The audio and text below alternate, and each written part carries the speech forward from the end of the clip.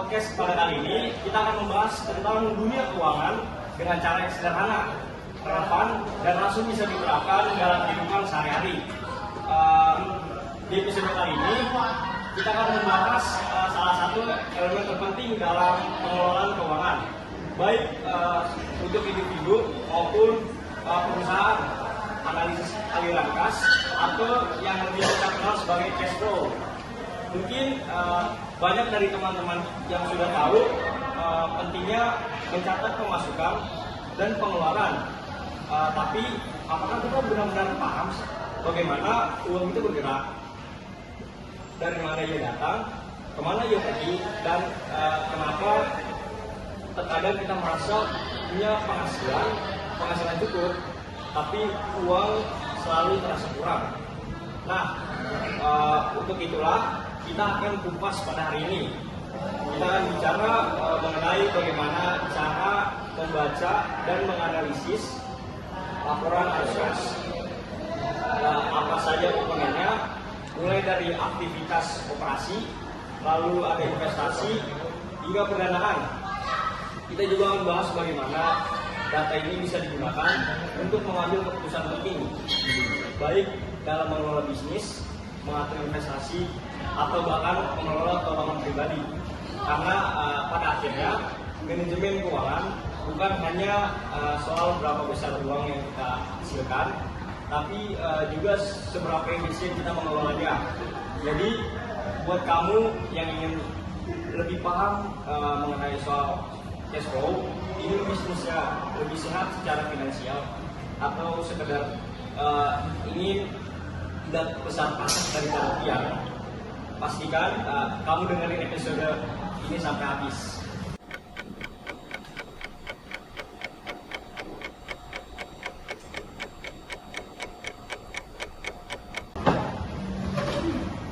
Pada kesempatan ini kita akan membahas tentang analisis dana dan arus kas dalam bisnis bersama saya, lalu ada Kak Yeti dan Kak Fani. Boleh untuk perkenalan dirinya lebih lanjut, Kak? Oke, halo semuanya, perkenalkan nama saya Fani Samiasi Dan saya Yeti Fitriani. Kami akan membahas tentang analisis dana arus kas.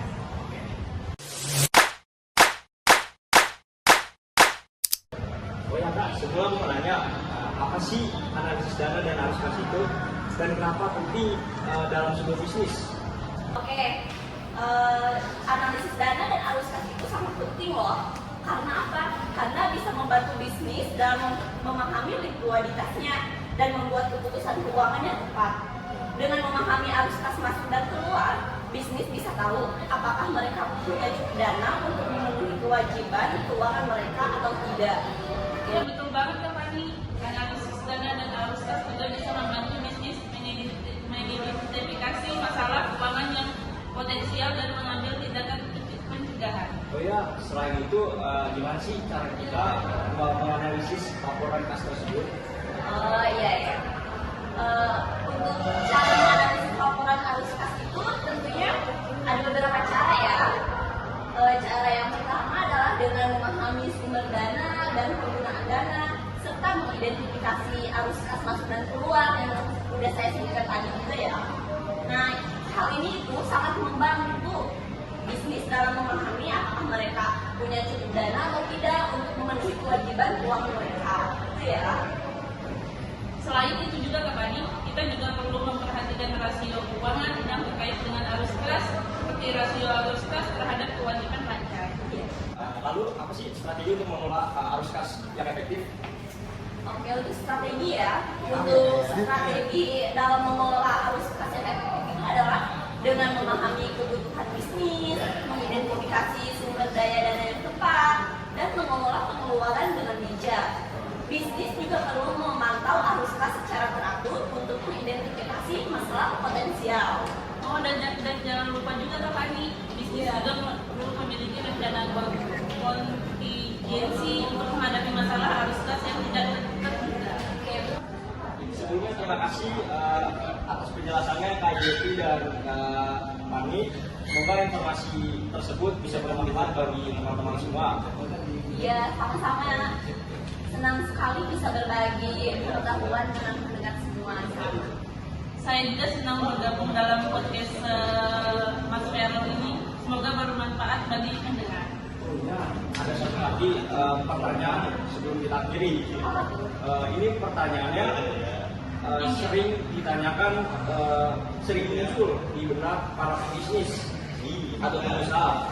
Gimana sih cara bisnis kecil supaya bisa mulai melakukan analisis arus kas tersebut? Kira-kira menurut Kak Yeti dan Kak Fani itu gimana ya? Wah, itu pertanyaan yang sangat bagus tuh. Benar banget ya. Jadi bisnis kecil bisa dimulai dengan membuat laporan arus kas sederhana ya. Mereka bisa mencatat semua arus kas masuk dan keluar setiap bulan. Ini bisa dilakukan dengan spreadsheet atau bahan aplikasi keuangan yang tersedia yang lainnya. Betul sekali. Selain itu penting bagi mereka untuk memperkirakan arus kas di masa depan. Dengan membuat proyeksi arus kas, mereka bisa lebih siap menghadapi fluktuasi yang mungkin terjadi.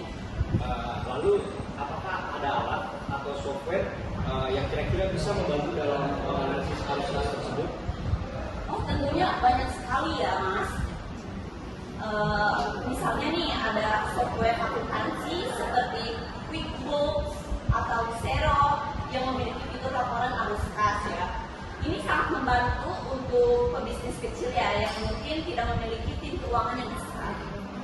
Selain itu juga ada juga aplikasi kayak mobile yang lebih sederhana seperti Mind atau Web yang bisa membantu pemilik bisnis kecil untuk melacak arus kas mereka dengan mudah. Ada satu pertanyaan lagi, apakah ada kesalahan umum yang harus dihindari saat melakukan analisis arus kas tersebut? Salah satu kesalahan umum adalah tidak memperhitungkan semua pengeluaran, termasuk biaya yang tidak terduga. Ini bisa membuat proyeksi arus kas menjadi tidak akurat. Ya, Benar sekali Kak. Selain itu ya, banyak bisnis juga yang cenderung terlalu optimis dalam memperkirakan arus kas masuk. Penting untuk realistis dan mempertimbangkan kemungkinan pendanaan pembayaran dari pelanggan ya. Terima kasih atas wawasan yang sangat berharga ini. Sebelum kita tutup, ada pesan terakhir yang ingin disampaikan kepada para pendengar. Kira-kira dari Kak Yeti dan Kak Fani mau mengingatkan apa nih untuk teman-teman semua di rumah? Oh ya Mas, ini saya ingin mengingatkan bahwa pengelolaan arus kas yang baik adalah penting untuk keberlangsungan bisnis. Jangan anggap remeh ya analisis ini. Oke, teman-teman. Mungkin dari saya ya, saya ingin sekali menekankan bahwa pentingnya disiplin dalam memantau arus kas.